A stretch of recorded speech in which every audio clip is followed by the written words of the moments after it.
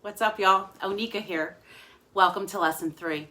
Before we get started, why don't you ask yourself, what's alive inside you right now? I'm glad you're here.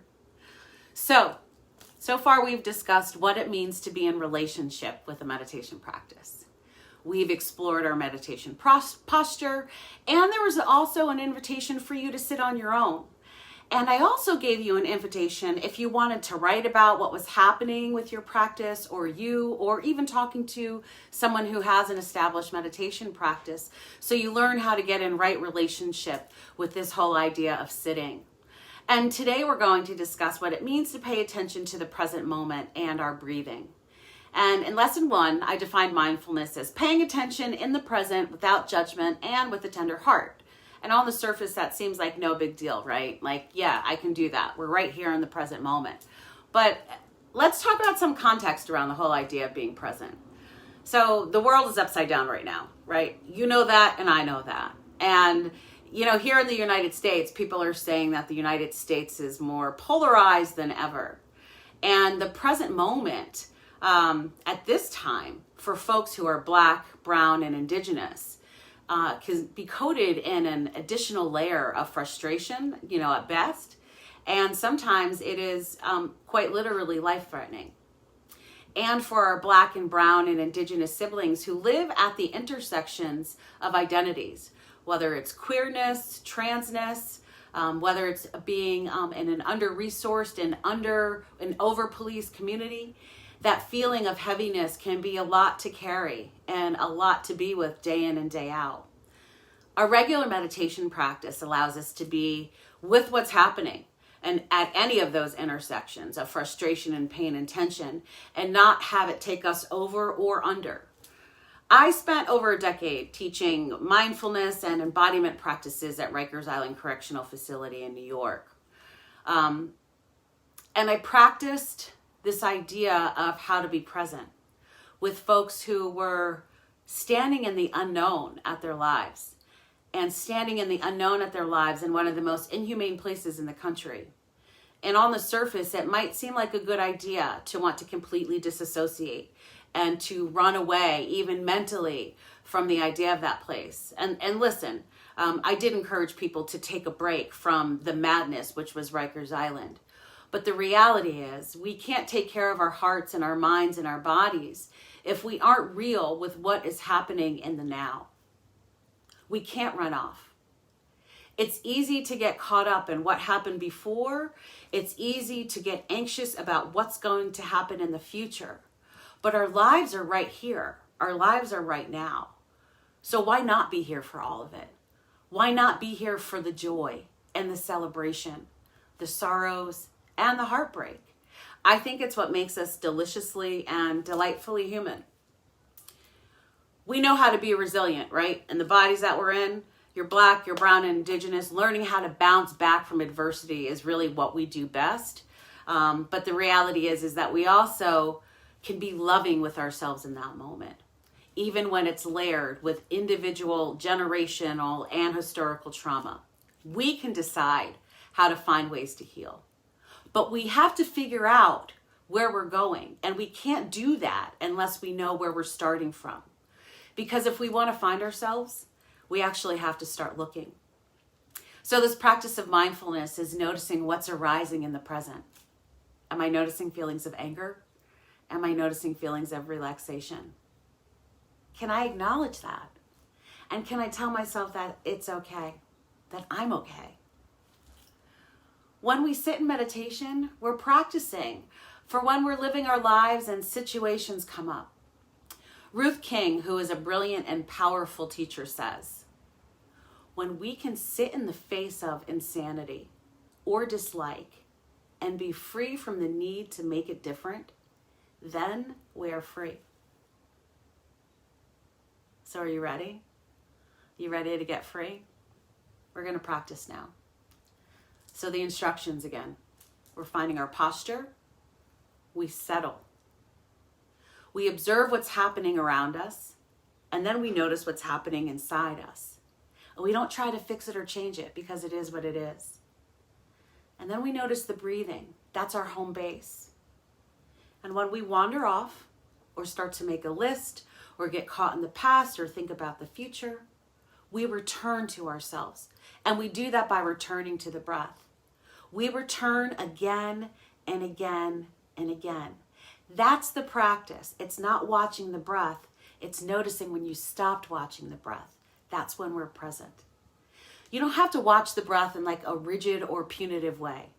Like 80% of your attention is on your breath, right? And the rest is around what's happening in the moment. Sounds, noises, vibrations, sensations. So I'm going to guide the first part of our practice as I did before, and then I'll ring the singing bowl. After I ring the singing bowl for the first time, we'll sit in silence for 4 minutes, and you'll do that practice of returning. Have I wandered off? Let me tenderly bring myself back. Let me return again and again. You might do it the whole time, and that's okay, right? That's noticing that you're actually here and now. So you'll get frustrated, and that's okay. You'll just have to let that be what it is. But remember that that's all part of it. It's being with whatever arises. That's what mindfulness is all about. So let's begin. Find your posture. I'm in my chair, sitting up tall.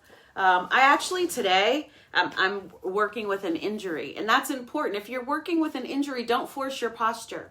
For me to feel supported right now, I have one leg extended out in front of me, and I have a leg that's bent. And I'm sitting a little bit further away from the back of my chair so I can be upright, but not uptight, and leading with my heart. So I'll give you a moment for you to find your posture, seated, laying down, but choose, right? Liberation is in the choosing. So choose how you want to be in meditation today.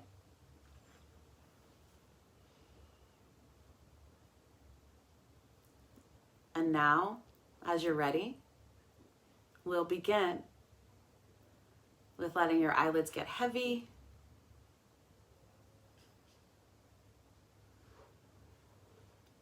And noticing sounds that are happening around you. There might even be sounds that you hear in my background, and that's just part of the practice. Are there vibrations that you can notice happening around you? A car horn, voices outside, voices inside. Is it unusually loud? It's okay.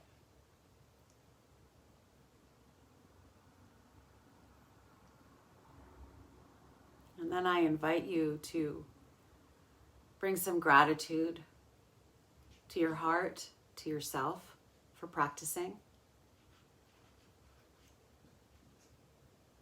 Perhaps even inviting in our ancestors who support us.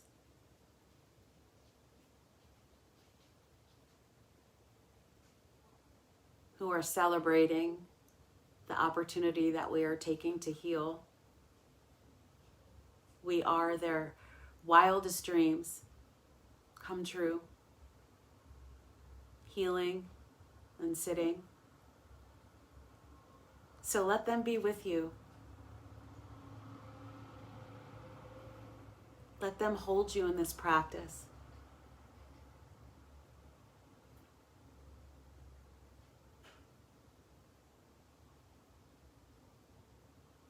And then you can bring some attention to your body and maybe even to your heart.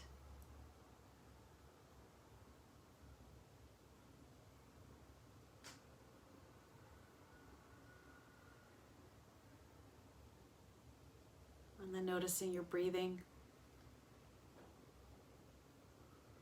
Inhaling, you're breathing in. And exhaling, you're breathing out. As you prepare to notice what's happening, things you like and dislike, and not having to change any of it, as Ruth King said. Practicing how to be free.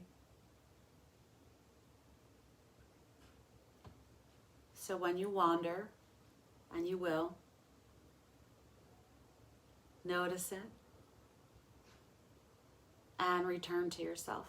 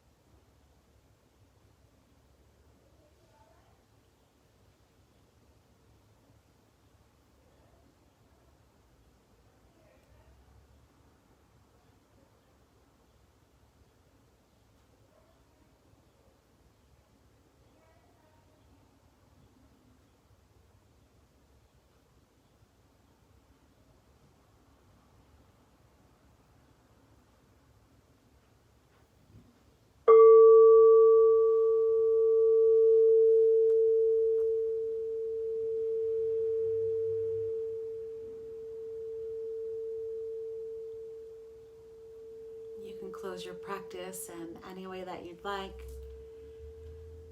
Hand on the heart, pressing your palms, a bow to yourself or your ancestors and teachers. And then as you're ready, you can come back together. Do you want to take a breath or stretch, roll out the shoulders?